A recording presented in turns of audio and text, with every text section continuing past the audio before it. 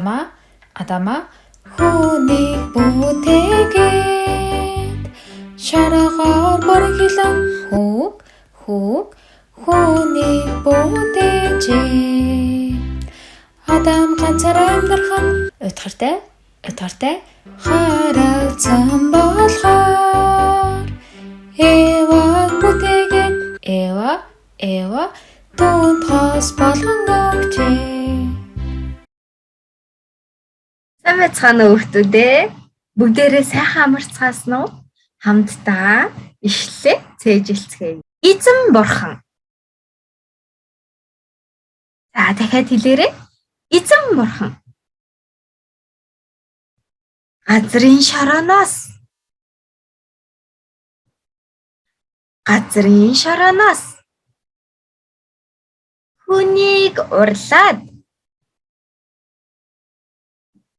хүнийг урлаад эхлэл 2-7. За одоо хамтдаа дахиад ишлэлээ зурагтаа уншнаа. Эзэн бурхан. За хэлээрэй.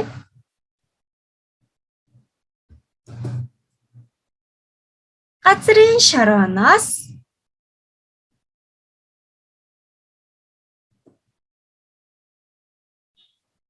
хүнийг урлаад. За ишлэлийн цаг болсон. Бүгдээрээ баяртай. Хөөрхөн гараа бэлдээцгээе. Сайн байна уу? Би яаж бий болсон юм бол? Чи яаж бий болсон юм бол? Бид нар хаанаас ирсэн юм болоо? Ээж хэлэхдээ гидснээс ирсэн. Аав хэлэхдээ тэнгэрээс унсан. Найзууд хэлэхдээ аав ээж хоёрын хайраас унсан. Үнэхээр яаж бий болсон юм болоо? Өнөөдрийн үгээ сонсоод хариултыг нь олцгоё. Хөөрхөн гараа ингээд дуусгая. Сайн байцгаана уу? Та бүгдээрээ багштайгаа хамтдаа залбираад үгээ сурцгаая. Тэнгэр ба газар дээр байгаа бүх амьтад, бүх ургамал ногоо, бүхий л тэнгэрээр дүүлэн нисж байгаа шувууд, бас талаа дотор байгаа бүхий л загсуудыг бүтээсэн бурхан минь баярлалаа. Өнөөдөр чуулганы сургуулийн маань ихтгэл ангийн хүүхдүүд маань бурханы үгийг сурахаар хамтдаа залбирж байна. Бурхан та бидэнд мэрэгэн ухаан хүч чадлыг өгөөд бурхан таны үгийг илүү сайн ойлгож ухаарч чадхаар туслаарай. Ээж аавынхаа үгэнд ордог, багшийнхаа үгэнд сайн ордог, сайн хүүхэд болоход та туслаарай. Өнөөдрийн бүхий л цагийг бурхан танд даатгаж байна. Биднийг хайрладаг Есүсийн нэрээр залбирлаа. Амен. За бүгдээ хамтдаа мэндэлцгээе. Хажуудаа байгаа хойноо байгаа, урдаа байгаа найзуудтайгаа бүгдээ хамтдаа мэдлэг цаг гарганаа. За та бүхэн багшныг зураг харуулъя. За харагдаж байна уу?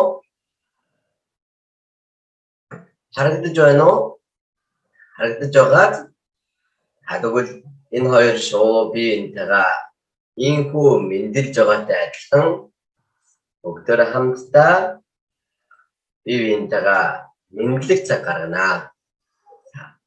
Сайн байна уу? Бүгдээ мэндлээрээ хойно байгаа, урдаа байгаа хүмүүстэйгээ сайн байна уу гэж мэдлээ. Мэдлцгээс нөө. За мэдлээ дууссан бол багштайгаа хамтдаа өнөөдөр сурах үгийнхаа ишлэлийг хамтдаа уншицгаая. Эхлэл номын 1-ийн 27 дугаар ишлэл. За багш нь одоо эхлэл 1-ийн 27-г уншиж өгнө. Та бүхэн найзууд маань бүгдөө дагаад хэлээрэй. Тэгээд бурхан өөрийнхөө дүр төрхөөр үнийг бүтээж бурханы дүр төрхөөр эрэгтэй эмэгтэй хүнийг бүтээв. За өнөөдөр багштайгаа хамтдаа бодож үзэж байгаа зүйл маань юу вэ гэхээр хамтдаа бодож үзэж байгаа зүйл маань тэнгэр ба газрыг хэн бүтээсэн бэ? Бурхан бүтээсэн шүү дээ. Тэгвэл түүн дээр байгаа амьтан ба урамлыг хэн бүтээсэн бэ? Бас бурхан бүтээсэн байна. Тэгвэл хүнийг хэн бүтээсэн бол? Бурхан бүтээсэн гэж хэлж байна. Сая багштайгаа хамтдаа уншсан ишлэлээр ийхүү бурхан өөрийнхөө дүр төрхөөр хүнийг бүтээж бурханы дүр төрхөөр эрэгтэй эмэгтэй хүнийг бүтээжээ гэсэн байна. Тэгвэл манай найзууд маань өнөөдөр үгээр дамжуулаад бурхан хүнийг бүтээсэн гэдэг талаар хамтдаа бодож үзэх нь охин. Багш нь дахиад нэг зураг харуулъя. Энэ дэлхий дээр байгаа бүхий л амьтдыг хэн бүтээсэн бэ? Бурхан бүтээсэн байна. Тэгвэл энэ дэлхий дээр байгаа бүхий л ургамал ногоог хэн бүтээсэн байна? Бурхан бүтээсэн байна. Тэгвэл энэ ургамал ногоо амьтдыг бурхан хэний төлөө бүтээж өгсөн бэ гэхээр манай хөөрхөн найзуудын маань төлөө бүтээж өгсөн байна. Тэгвэл манай хөөрхөн найзуудыг хэний төлөө бүтээсэн бол? Бурханы төлөө бүтээсэн байна. Бурханы төлөө. Тэгвэл бурхан энэ дэлхий дээр байгаа ургамал, шувуу, загас, амьтдыг төрөл төрлөөр нь янз бүрээр бүтээсэн байна. Манай найзууд маань зөндөө олон цэцэг харж ирсэн тийм ээ. Шар өнгөтэй, ягаан өнгөтэй, цэнхэр өнгөтэй, ногоон өнгөтэй олон төрлийн цэцгүүдийг харсан биз дээ. Бас тэнгэрээр нисэж байгаа бүргэдийг харсан, далаа дотор байгаа загсыг харсан, энэ дэлхий дээр байгаа амьтан буюу зан, арслан, бар, матар, анаас ийм олон амьтдыг бид нэр харсан шүү дээ тий. Бурхан энэ бүгдийг төрөл төрлөөр нь бүтээж өгсөн гэж хэлсэн байна. Тэгвэл бурхан үнийг бүтээхдээ хэрхэн яаж бүтээж өгсөн бэ гэхээр хамтдаа харцгаая. Бурхан хүнийг өөрийнхөө дүр төрхөөр бүтээсэн гэсэн. Тэгвэл бурханы дүр төрх юу юм бол? Бурхан хүнтэй адилхан ийм жигтэй, бурхан хүнтэй адилхан ийм нүдтэй, бурхан хүнтэй адилхан ийм биетэй болов? Бурхан ийхүү хийсэн байна. Багштай хамтдаа харъя. Тэгээд бурхан өөрийнхөө дүр төрхөөр хүнийг бүтээж, бурханы дүр төрхөөр эрэгтэй эмэгтэй хүнийг бүтээвэ гэсэн. Бурханы дүр төрх ямар юм болоо?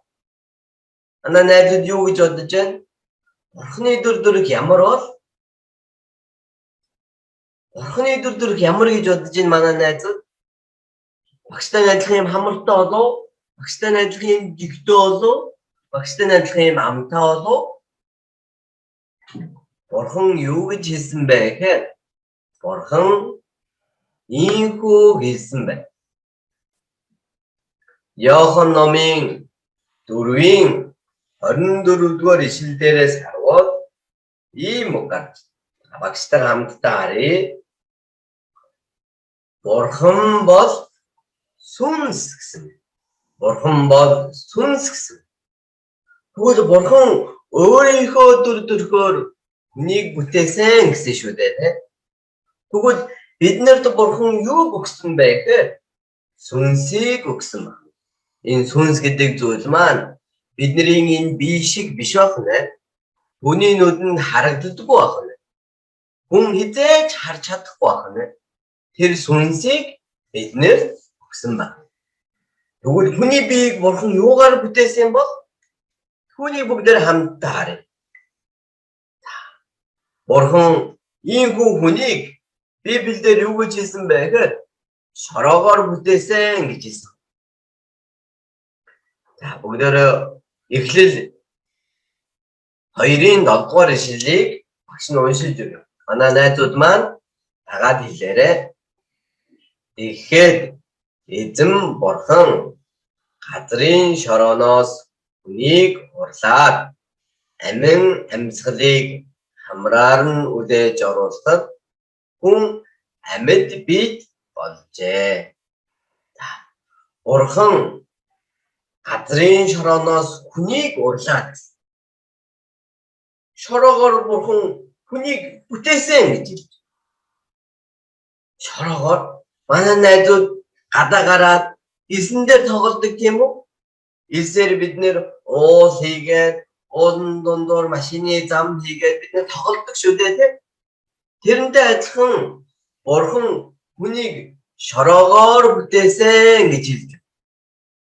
Тэгээд дотор нь юуг суулгаж өгсөн бэ гэхээр өөрийнхөө дүр төрхийг дуурайсан сүнсийг өгсөн гэж хэлж. Хэм багт? За тэгвэл манай найзуудад Бурхан юуг өгсөн бэ? Сүнсийг өгсөн ба. Тэгвэл хүний энэ биеийг Бурхан шороогоор бүтээсэн гэж хэлж. Ийм учраас Библиэлд магтан дуунд ийм магтан дуу байдаг. Шороогоор хүнийг бүтээгээд хамаартан амиг амьсгал үлээсэ ихэзэн. Энэ юу вэ? Бурхан бидний биеийн дотор сүнсийг өгсөн гэж. Бидний биеийг Бурхан юугаар бүтээсэн гэж байна? Шороогоор бүтээсэн гэж. Шороогоор бүтээсэн. Тэгвэл бид нэр энэ шороогоор бүтээгдсэн биеийн дотор юу байгаа вэ? Сүнс байгаа. Тэр нь Бурханыг дуурайсан гэж Библи биднэрт хэлж. Тэгвэл Бурхан хүнийг юугаар бүтээсэн байна найзуудаа? Шороогоор бүтээсэн гэж хэлж. Тэгээд дотор нь өөрийнхөө дүр төрхийг дуурайсан сүнсийг өгсөн юм аа гэсэн. Эм учраас манай найзууд маань бүгдөө өнөөдөр сурсан Бурхан хүнийг шороогоор бүтээсэн гэдэг зүйлийг хамтдаа сурлаа шүү дээ.